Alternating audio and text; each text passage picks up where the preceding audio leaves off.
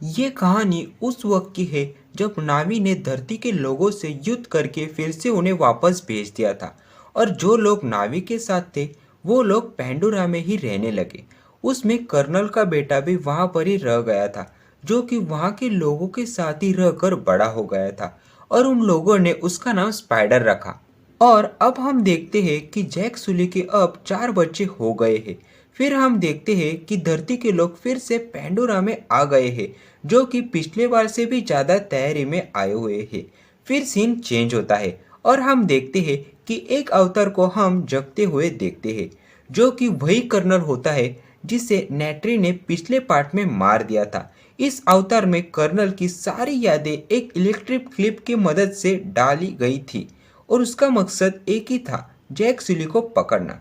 Jack सुली इंसानों के कामों में हमेशा कुछ ना कुछ गड़बड़ करता रहता था, जैसे कि जैक सुली ने इंसानों की ट्रेन से हथियार चुराए थे। और तभी हम जैक सुली की दोनों बेटों की एंट्री देखते हैं, जो कि नीचे हथियार लूटने गए थे।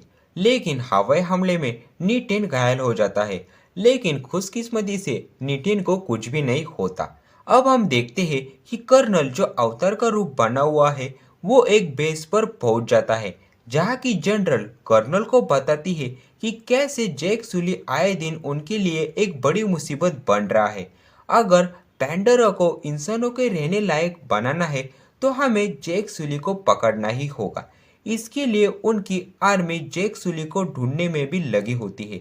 और फिर कर्नल जैक सुली की तलाश करने के लिए जंगल में पहुंच जाता है और उसी जगह जैक सुली के बच्चे घूमने के लिए निकले हुए थे।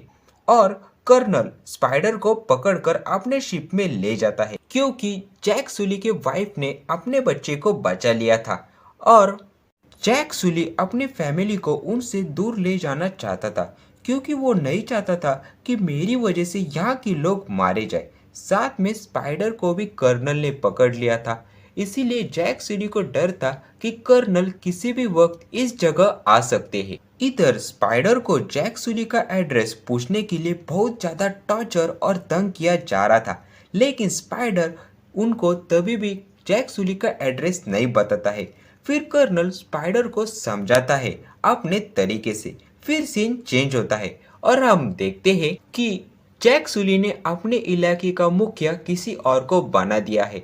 जैक सुली ने अपने इलाके का मुखिया किसी और को बनाकर वहां से चला जाता है और एक आइलैंड पर पहुंचता है, जहां के लोग पानी और जंगल दोनों जगह रहने में सक्षम थे।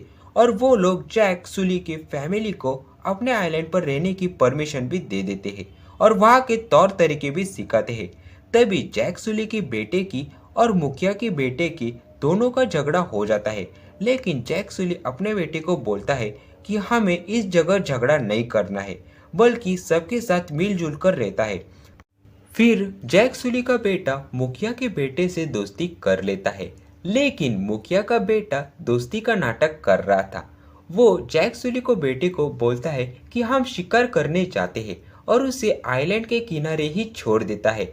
उसी वक्त जैक सुली के बेटे के ऊपर एक मछली हमला कर देती है, लेकिन जैक सुली के बेटे को एक बड़ी मछली आकर बचा लेती है और जैक सुली को बेटे को सही सलामत उसके आइलैंड पर भी छोड़ देती है। और इसी के बीच उस बड़ी मछली और जैक सुली के बेटे के बीच दोस्ती हो जाती है। आइलैंड पर सब लोग जैक सुली के बेटे को ढूंढ रहे होते हैं। तभी जैक सुली का बेटा वहां पर पहुंच जाता है। वो क्या अपने बेटे को इस गलती की सजा देने की बात करता है, लेकिन जैक सुली का बेटा सबके सामने बोलता है कि ये सब मेरी गलती है। फिर मुखिया का बेटा और जैक सुली का बेटा सचमुच के दोस्त बन जाते हैं। अगले दिन हम देखते हैं, अगले दिन जैक सुली का बेटा सबको बताता है कि कैसे उस बड़ी मछली ने मेरी जान बचाई और उस बड़ी मछली का एक फिन कटा हुआ भी था। फिर तभी मुखिया की बेटी बोलती है कि वो एक खतरनाक व्हेल है जिसने बहुत सारे नाविक को मारा था और इसीलिए उससे झुंड से अलग कर दिया है। लेकिन जैक सुली का बेटा ये मानने के लिए तैयारी नहीं होता और वहां से चला जाता है उस व्हेल से पूछने के लिए कि तुम्हें झुंड से क्यों अलग किया हुआ है। फिर सीन चेंज होता है और हम देखते हैं कि कर्नल इस आइलैंड पर पहुंच गया है और कर्नल वहां के लोगों को टॉर्चर करता है, जैक सुली का एड्रेस पूछने के लिए और बोलता भी है, क्या तुमने जैक सुली को यहाँ पर देखा है? लेकिन वहाँ के आइलैंड के लोग और मुखिया जैक सुली के बारे में कुछ भी नहीं बताते। और तभी हम देखते हैं फिर गांव का मुखिया जैक सुली को बताता है कि वो लोग तुम्हें ढूंढते हुए यहाँ पर आए थे, लेकिन मैंने उन्हें कुछ भी नहीं बताया। फिर सीन चेंज होता है और कर्नल उनके एरिया के एक्वेटिक एनिमल्स का शिकार करने के लिए बोलता है ताकि उन्हें कर्नल की ताकत का पता चल सके। इधर इधर जैक सुली का बेटा उस बड़ी व्हेल से पूछने जाता है कि तुम्हें झुंड से अलग क्यों किया। तभी जैक सुली का बेटा उस बड़ी व्हेल के पेट के अंदर जाकर अपने शक्ति से पता लगाता है कि उस व्हेल को सबसे अलग क्यों कर दिया।